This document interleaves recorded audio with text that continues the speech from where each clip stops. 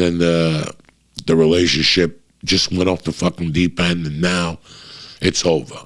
When that happened to me, I'll never forget. I made a fucking solemn promise because I didn't know. I didn't know what I had done. I didn't know the levels that you fuck up when you pull a marriage apart. Sometimes you really don't know. And for me, I pulled it apart and I did what I usually do. I went out and started drinking and snorting coke. And I threw drugs on it, and I never really focused on what I needed to do, which sucked. But hey, we live and we learn. But because I was such a fucking maggot, I said to myself, well, the blame wasn't on me. I'll never, ever, ever get married again. The blame was not on me. I made some excuses how it just didn't work out. It was never going to work out. How can I be married if I didn't have a mother? I haven't listened to anybody in 20 years tell me what to do. Just stupid shit, you know. And from 90, it took 10 years to meet the right woman, you know, who was right for me. And when I met my wife, if you like, I could get around here one day to tell you the breaks I put on. Because I wanted to have a girlfriend, but I did not want to have a wife. And I did not want to even sell the concept of wife. I would have been very happy with fucking just having a girlfriend. Why get married? You fail at it. Why would I get married again? It's like fucking getting on a horse and the horse bucks you and you fucking fly 30 feet in the air and you break your fucking neck. Are you going to get on a horse again? 50% of people do. But my 50% won't.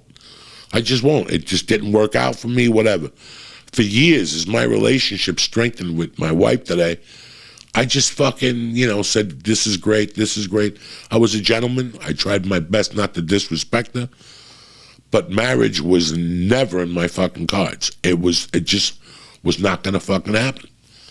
And, that was my stand in like 2002, 2003, that this girl's great. I could see me spending my life with her. A, I can't have kids. B, I don't want a fucking another kid. For what? So they take it away? And C, never mind kids, I'm not fucking getting married ever again. And in 2008, after I took the blinders off from cocaine and I saw what the fuck was at stake, I thought about it. I went to see a friend of mine. We spoke about marriage. And that afternoon, I just called my wife and I go, listen, we're getting fucking married. Because I started thinking about her. What worked for me and what didn't work for me didn't really matter anymore. This girl had put so much time into me that I had to at least, listen, what's that old expression? I gotta make a decent, or whatever the fuck people always, I gotta make a decent woman out of her and they gotta make a decent man out of me. It was time for me to make a decent woman out of her. She had earned it. And against my own fucking beliefs, I was like, typical Joey. Fuck it, I'll go get married. I know she's gonna get rid of me in 5 fucking years when she realizes what a loser I am. But I gotta be honest with you, it was the opposite effect. Once I got married, like my life, if you thought my life changed those 2 years without the drugs, once I got fucking married, my life really took off, because it was like I was putting not a responsibility, kind of like an extra responsibility on me that I didn't have when I was 20. I didn't look at it as a responsibility. I looked at it as a fucking nuisance.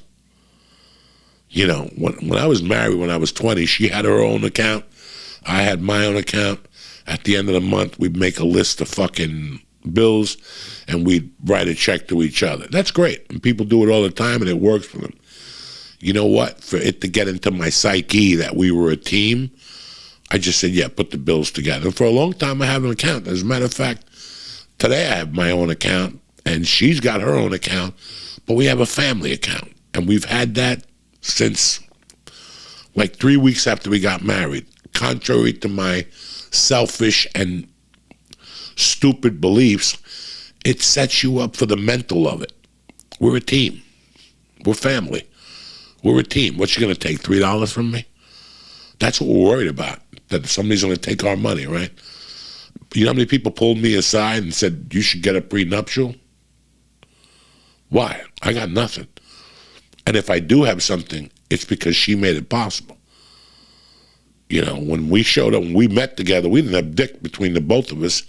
And when we got married, we didn't have dick. We had a lot more than what we had when we met, and we had a lot more than what we had 2 years prior, because there was no more $40, $50 a day for cocaine.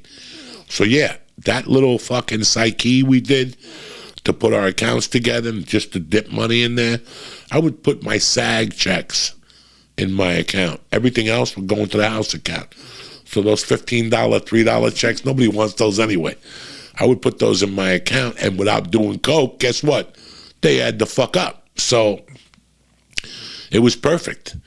But I look at my wife Thursday at Thanksgiving, and I'm like, never mind the, 8 years or 9 years we were together. Now we're together 13 years bonded by marriage. It's been a complete different fucking experience. And I was sitting there that night. I know I was high, and I know that, whatever happened on Thanksgiving, you're floating on fucking whatever. But still, I never looked at that accomplishment. I never looked at it. My friend told me the other day that his mother and father have been together for 63 years. 63 years. That's longer than Batman and Robin. That's longer than Batman and Robin, and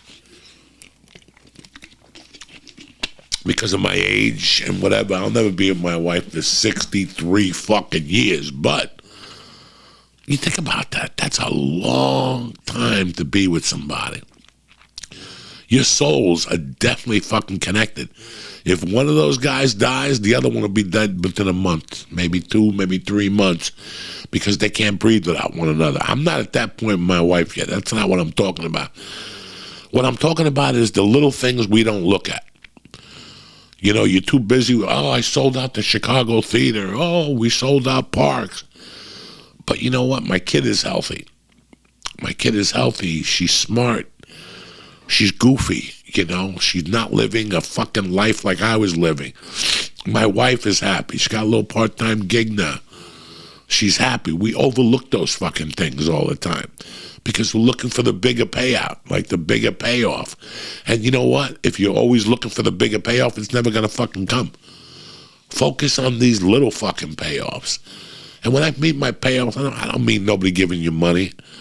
I mean life's payoffs. The universe gives you fucking payoffs.